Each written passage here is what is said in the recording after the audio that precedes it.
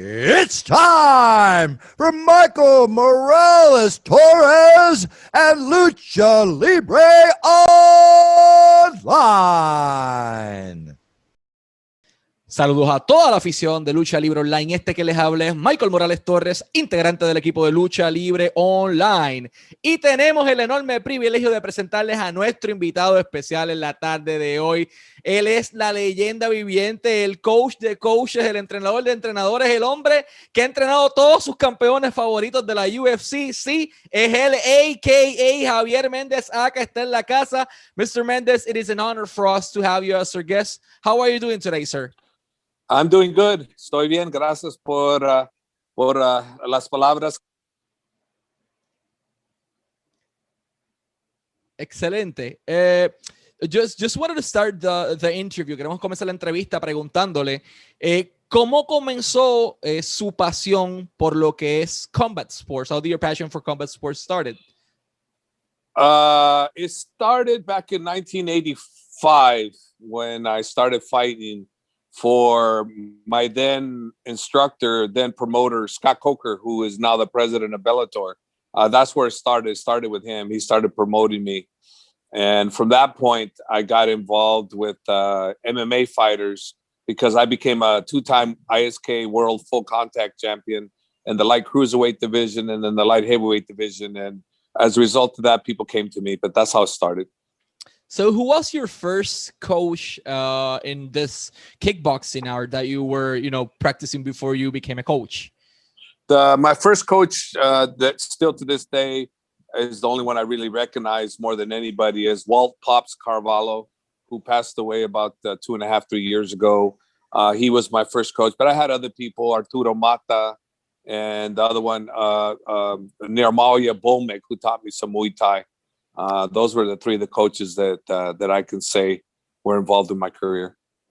¿Recuerdas tu primer combate de kickboxing? You remember your first kickboxing match? How went? Did it went exactly as you picture it in your head? La primera pelea que yo hice de kickbox era con un hombre que se llama Bill Superfoot Wallace. Y no se fue como yo quería. Él me dio unos chingazos de... Yo dice, esa cosa duele, man. Pero empecé con él una exhibition y él, sí, yo le pegué para atrás a él, pero él me pegó más. Él era el campeón, uno de los gran campeones. Es la primera vez que yo hice algo del kickbox con el Bill Superfoot Wallace. ¿Cómo se sintió en aquel momento que conquistó el International Sports Karate Association World Light Cruiserweight Championship por primera vez en el 92? Yo sentí muy contento porque nomás quería saber qué puedo hacer y yo era campeón del mundo y todo era para mí. No era con dinero porque no pagan dinero ahí, pero y lo quería hacer algo para mí, que yo lo hice. Yo fui a subir esa montaña, ¿verdad? Y yo subí esa montaña y nadie me puede quitar eso. Es lo que quería y yo lo hice y por toda mi vida yo voy a estar orgullo que yo hice algo bueno para mí. Fue peleador de kickboxing, practicó muchas disciplinas.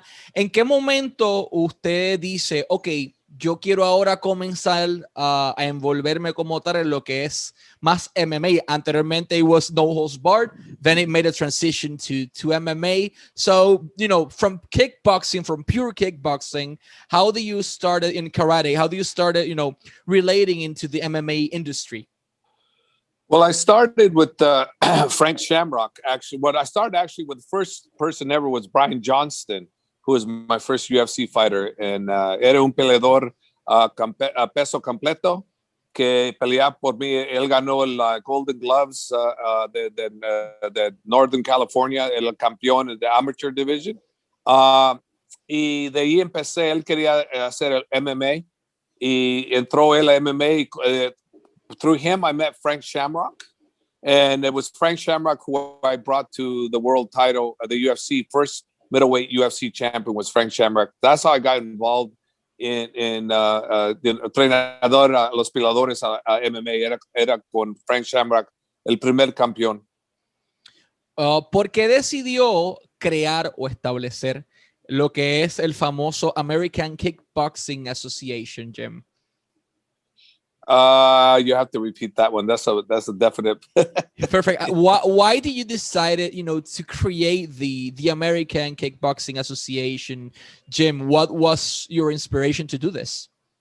Well, era un amigo que era mía, se llama Kim Rhodes. Yo iba nombres que yo quería poner al gimnasio, pero los nombres que yo quería son Korean names, like, Tang Sudo, cosas así, pero mi amigo Kim Rose me dijo, ¿por qué no le llamas American Kickboxing Academy? Hey, yo era mexicano, man. Yo nací en México.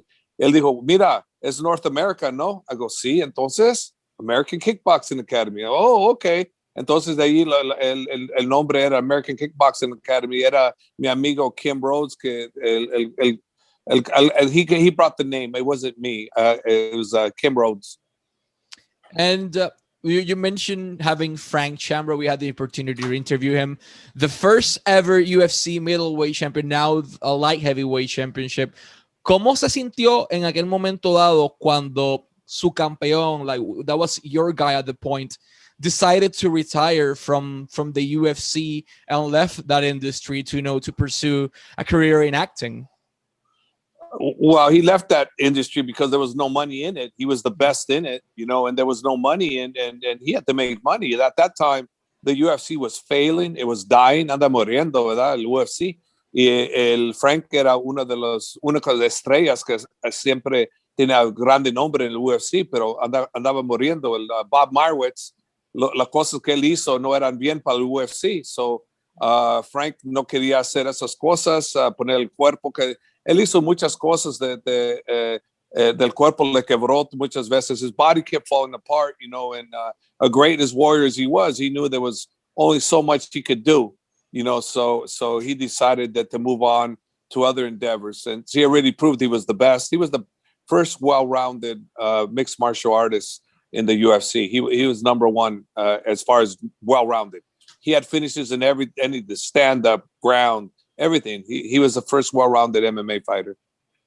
At that point, lo que Frank Shamrock nos indicó en la entrevista es que costaba en muchas ocasiones pagar más dinero en el training, en el sparring partners y en toda la preparación para la pelea que the actual money you were earning in the UFC. Not to him porque él era un top fighter, but it wasn't as much as we know today the fighters, earning in their wage.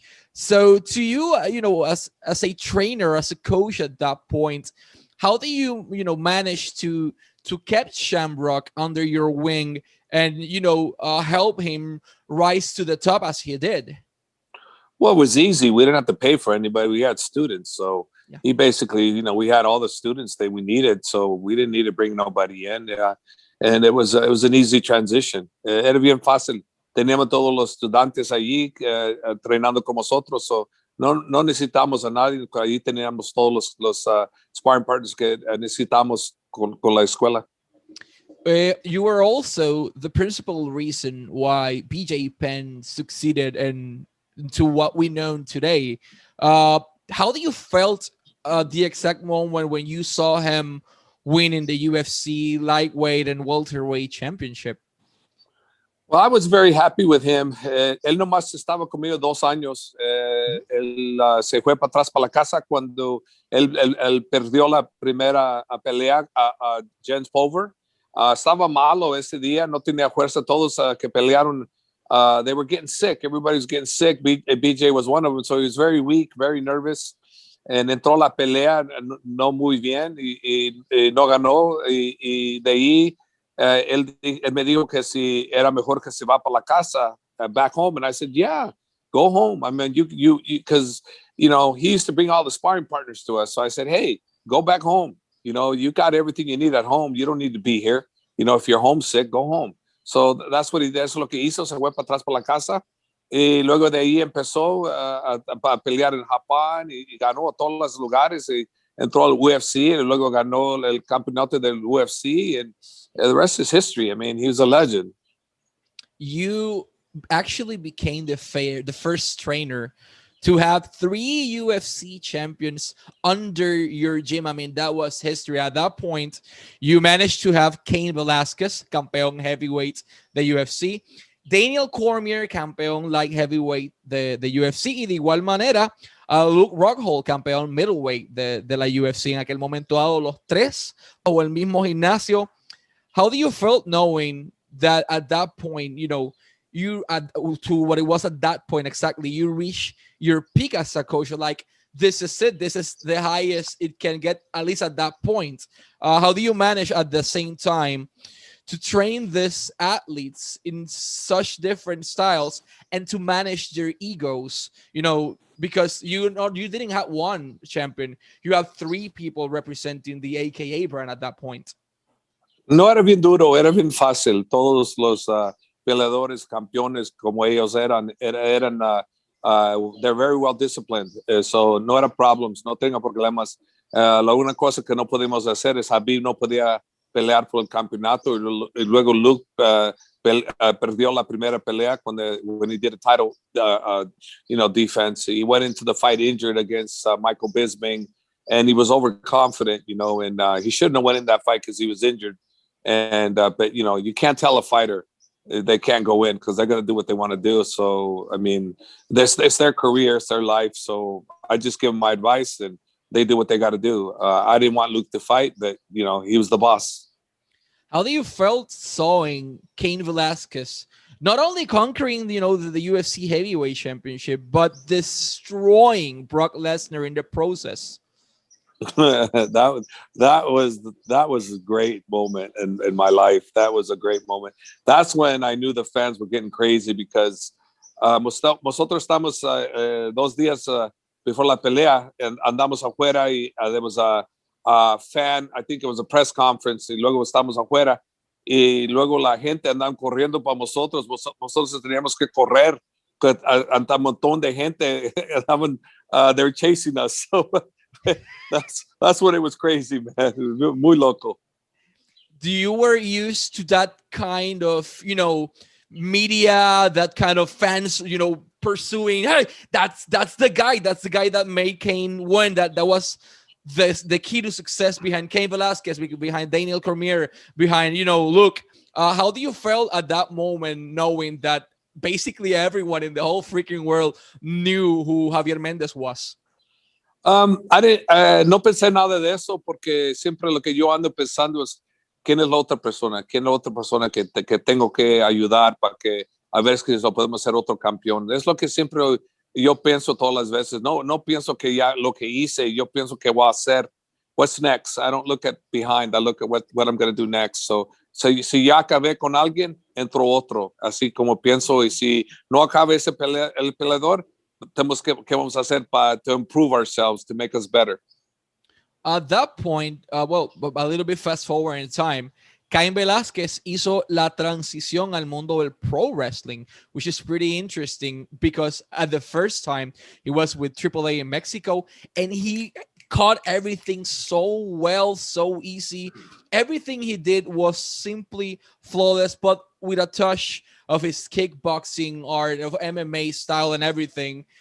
Do you have the opportunity to saw Cain, either on TV, internet, or videos, performing into the square circle, into the ring?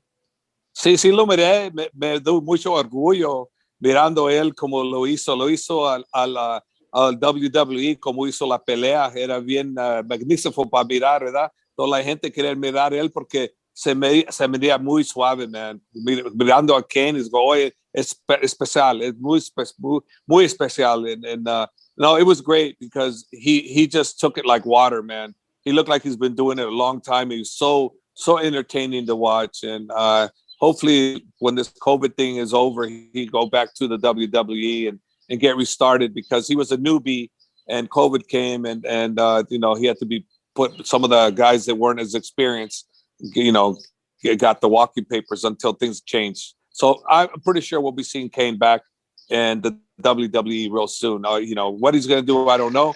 And I shouldn't even say that because he may not want to do WWE. I don't know. But he's so talented. He can do whatever he wants. Do you remember the first time you met Khabib? How was him when he arrived into your gym for the first time compared to the incredible super athlete and gentleman he is right now? Well, the first time I met him, he was super nice. He didn't understand any English at all. So when I started cornering him, I used to think, man, this guy is great if he would just listen. He destroyed everybody when he came. You know, he always destroyed everybody. No one's ever really won any rounds against him, ever. The only person that actually managed to win any rounds against him in the history of the time he's been with him is Islam Makhachev. He's won rounds here and there, but no one else has ever won a round from the guy. That's how good he was. So obviously I knew what I had. My only issue was I just didn't know that he didn't understand. That was it, the communication barrier. Because I used to tell him, you know, relax, relax. And every time I say relax, he'd go harder. And I'm like, man, this guy could be he just needs to learn to listen. And it wasn't until a year later when he comes back, because he would always leave to go back home. He'd come and do training camp a month at a time, then 2 months later at a time. But he told me, Coach, you remember you used to say, go, you know, relax? I go, yeah. He goes, I used to think that meant go harder. So that's why I would go harder. Wow. So it was a language, you know, a communication problem. It wasn't the fighter not listening. It was a language barrier. And it still is to this day with his fighters, because I'm the head coach for Team Eagle. And problems are still there where they don't understand what I'm saying. And I don't understand what they're saying. What do you think of his cousin? You know, Usman made his UFC debut a few weeks ago, and he succeeded in his division. He made the other opponent tap really easily. So what do you think the future awaits for Khabib's cousin, Umar Nurmagomedov? Campeón, campeón, campeón. That's what I think. Campeón, campeón, campeón. He's destined to be the next champ. And how's been working with the two of them? Because hemos visto a Khabib muy envuelto en los entrenamientos de Umar, al igual que a usted lo hemos visto también muy envuelto en esto. Y él se ve enfocado, pero esta nueva fase, this new phase of this new chapter in Khabib's life, basically now as a coach as well, while, you know, being the UFC lightweight champion. So how's been working with Khabib in this new chapter of his life? And it's really good working with Khabib as a coach, you know, side by side. He's not a full-time coach, more like, you know, he's got so much business, but when he's around, all the fighters line up, they get in shape, you know, they do what they're supposed to do. It's fantastic. You know, I want him around with me always with his guys, and especially Umar, Usman, and Islam. I think, you know, all those guys are going to be world champions. And there's some other guys that have potential. He has a super, super strong team. If you combine AKA guys with Team Eagle guys, I think we'll probably have the best team in the world at the present time with the talent that we have. Quite a lot of talent. And I'm the head coach for both. So we're in a good situation. What's your favorite part of being a coach? I mean, you know, before you were a coach, you were a fighter yourself. Tenías ese thrill, esa sangre, esa pelea, lo físico, la violencia, esa adrenalina. Pero como coach, la cosa cambia. Estás todo el tiempo velando por tu talento, porque tu talento echa hacia adelante, buscando a quien puedas ayudar a crecer. So, is it like basically a combined question? What's been the most difficult part to do the transition from, you know, being a kickboxer to a full-time coach? And what's your favorite part of your role? You know, it's been an easy transition. It's just, I just look at black and white. It's either black or it's white. So you're either doing this or you're not doing that. You're either doing good technique or you're not doing good technique. You're either in shape or you're not in shape. So I attack everything like that. And then every so often there's a gray area, but I acknowledge the gray area. So it's been an easy transition. The adrenaline, it's not the same. As a fighter, it's 10 times higher or higher than 10 times. Oh. As a coach, the victories are not the same. As a fighter, the victories are huge. As a coach, the victories are just okay. 10%. 10%. 10% lo que es. Con un coach, como es un peleador. El peleador tiene más, there's 10 times more energy and feeling great feats of accomplishments. As a coach, it's like 10% of that, if not less. Do you see at any point, near future, long distance future, Khabib making a return into the octagon. Obviously, we knew what Dana White and him, at least because of what Dana said after the conference. But do you think it may be possible to see Khabib returning into the octagon? If yes, which could be that fight, to be so attractive to him as a fighter, to make him do a comeback? Because we saw Michael Chandler, you have Cerrone, you have Conor McGregor. There are all a lot of guys inside this industry. Dustin Poirier, specifically in his division, it is highly probable the most competitive division at this point. So do you think it may be possible? And if yes, which can be that fight to engage him enough to do a return, quote unquote? No, ninguno de esos peleadores lo van a hacer para que le da ganas para entrar para atrás. Una persona que es posible, pero tiene que hablar con la mamá y la mamá le tiene que dar permisión para hacerlo, es GSP. Y era Conor a un tiempo, pero mira, la pelea que Conor peleó con Dustin se miró muy malo. So si Conor hizo algo bien, había posible una chance. Pero si la mamá dijo no, va a ser no le importa. Si él quería, él va a hacer lo que la mamá le dije que puede hacer. Y cuando él dijo, I retired, it was, I promised my mother. So tiene que agarrar the approval of his mother if he wants to fight, if he decides it. And that's not for me either. I don't talk to him about it.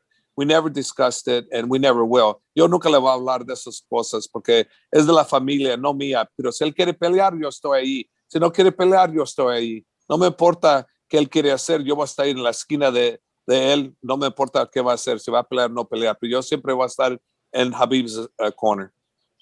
Which of your actual fighters in the American Kickboxing Academy do you think has the biggest potential to be the biggest UFC name from your generation, from this new generation of fighters you're training? Are you talking about Khabib or just AKA guys? Khabib team or AKA guys? AKA guys only. Okay, AKA guys. We don't really have anybody right now in the UFC that I think's there, but I have some up and coming kids that I think can do really well. Mark Clamaco, Daniel Allen, and I have Mo. I forgot Muhammad's last name. I think Alarak or something like that. Those three kids are good, and the outside chance is Shane Keefe. Those are four kids that are up and coming. They they're all undefeated.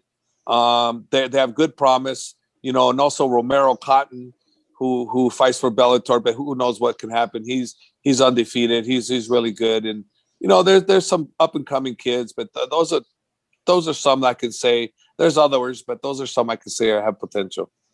We will be definitely putting our eyes on those names because you train so many champions. So every time you put your eye on someone, it's because it's something special. We are ahead of UFC 259. Highly probable the biggest fight of the year so far announced. Israel Adesanya enfrentándose a Jan Blachowicz. Jan, este peleador de Polonia, light heavyweight champion. Israel Adesanya, middleweight champion. Both of the fighters so great at what they do. Do you think Israel Adesanya has what it takes to be the next light heavyweight champion? 100%, 150 million%. I love that guy. He's fun to watch, man. He's really fun to watch. I like how he acts. I like how he talks. I love how he fights. I love his fight IQ. I'm just a huge fan of Israel Adesanya. I mean, think about everybody he's fought. He's dismantled these guys. I mean, I thought Yoel Romero was going to give him a huge step and a test, and it wasn't as huge as I thought. I mean, he did what he needed to do, and he pretty much one-sided. I mean, who's really gave him much of a fight? I mean, at the earlier stages, there were some guys that gave him a little bit of a fight, but later on, and I expect he's going to be in a bigger tear. And I'm sorry, but I don't give the light heavyweight champ much of a chance other than a powerful strike if he can land one. That's it. But he's not going to out-technique Israel. He's not going to. I really don't see it. He's such a great fighter and such a got a great fight IQ. He fights very smart. I don't see it. I mean, and I could be biased because I love the guy watching him fight, but I really think he's that good. Before we go to our last question, I want to say something in Spanish. Javier Méndez, a.k.a. Aka, el famoso entrenador, el entrenador de entrenadores, el entrenador de campeones, tiene todas sus redes sociales disponibles. Instagram, @AKAJAV, AKAJA, o sea, JAV, o sea, JAKHAV, de a.k.a. Javier. Twitter lo mismo, AKAJAV o a.k.a. JAV, y de igual manera YouTube lo tienen disponible como Javier Méndez a.k.a. Podcast, YouTube Javier Méndez a.k.a. Podcast, y de igual manera todos los que quieran darse la oportunidad en este aguerrido mundo de las artes marciales mixtas. Yo no voy a ser la persona, yo veo sangre y es como que el thrill, pero pensando en recibir un golpe como que no, that's not my thing. Pero a todo el mundo que quiera ingresar a la American Kickboxing Academy, la manera de comunicarse es americankickboxingacademy.com, americankickboxingacademy.com, y ahí pueden comunicarse con el señor Javier Méndez o con alguna de las personas que los van a asistir en el proceso. Pero si a usted le interesa en algún momento dado probar su éxito o sus capacidades en la industria del MMA y necesita a alguien que lo lleve al próximo nivel, qué mejor persona que Javier Méndez. O sea, Daniel Cormier, PJ Penn, Cain Velasquez, Luke, tienes a Khabib en su roster, tienes a Frank Shamrock, campeones únicamente han estado ahí. O sea que si usted quiere probar su éxito y buscar una persona que lo lleve al próximo nivel, simplemente vaya a americankickboxingacademy.com, y ahí pueden contactarse con él. First of all, Mr. Méndez, ha sido un honor para nosotros tenerlo como nuestro invitado. Last but not least, what's this interview sessions, this podcast sessions we've been seeing on YouTube? I mean, we've seen you doing the sparrings and coaching these champions, but that's one thing. Another thing is, going into the YouTube and into the social media world and doing it so well. I mean, we've seen some of your videos go trending all the way. For example, the one in the Emirates, in the UFC Fight Island, con Daniel Cormier, hablando con Khabib, la broma de los zapatos. Zapatos, sí. Everything you do, it's flawless. So how do you decide to be this, okay, I'm not going to be this insider guy, but I can do this. I can do this podcast. I can do these viral videos as well. What inspired you to do this? Well, basically, it's my co-host on the podcast. Lynn Dempsey. He's been trying to get me on for a couple of years, and I didn't want to do it. And he finally got me on, and I just now I'm doing it for my son. My son's involved in the podcast, Jeremy. He helps with ideas, so it motivates me to get out there and do questions and just do a podcast, because I want him to be involved in somehow in the martial arts, in either outside or inside. And I want him on the show, but he won't go on the show. So he's on the outside, just creating ideas and topics that we could discuss. But it's casual. We just do it on the whim. Like later on, I go, hey, Len, let's get on the podcast, and we'll just do it and just talk about anything. That's what we do. And it usually turns out pretty good. And it is simply working. I mean, your following base, you're not just a coach. You are that person that is always for the fighters in their corner, but you're doing amazing work as well, outside of the square, out of the octagon at this point. So it is pretty interesting to see you doing this healthy transition into another industry and being so successful at it. So to all fans in Spanish, one more time, Instagram, AKHAV, o sea, AKAJAV, lo mismo Twitter, AKAJAV, de igual manera YouTube, Javier Méndez, a.k.a. Podcast, Javier Méndez, AK Podcast, y americankickboxingacademy.com. Mr. Méndez, for us, as mentioned, it's been more than an honor, sir, to have you here as our guest. Always wishing you success, because you don't need luck. Luck is luck. It's a one-time shot. So the best of success in your career and in every project you decide to do. And thank you so much for your time, for your wisdom today. Yeah, thank you for having me on. It's been a pleasure. And anytime you want me on, just give me a jingle. I'll come on. We'll do it, sir. Thank you so much. Okay.